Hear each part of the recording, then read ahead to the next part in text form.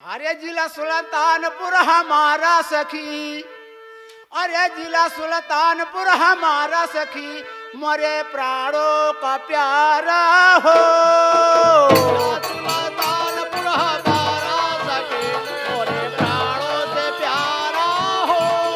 जिला सुल्तानपुर हमारा सखी, मरे प्राणों से प्यारा हो। हाँ, जिला सुल्तानपुर हमारा सखी, मोरे प्राणों का प्यारा हो।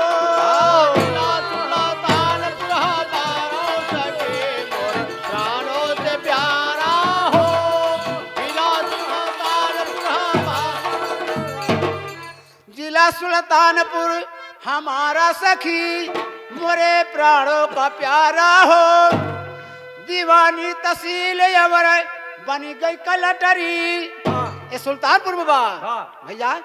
दीवानी तहसील अवर बनी गई कलटरी, जहाँ गोमती के बहे लाग धारा सखी, मोरे प्राणों का प्यारा हो।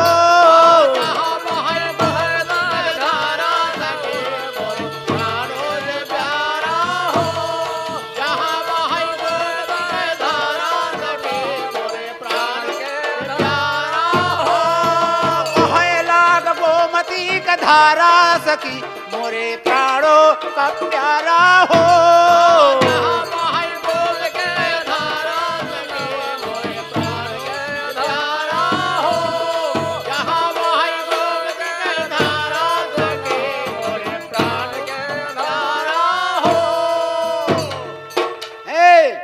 जहाँ बहे गोमती का धारा सखी, मोरे प्राणों का प्यारा।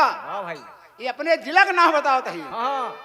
बीच शहर में चौक बनी बाय, यहो निशान है सुल्तानपुर में। बीच शहर में चौक बनी बाय, जहाँ ये घंटा घर बा हमारा सखी हो, मोरे प्राणों का प्यारा हो।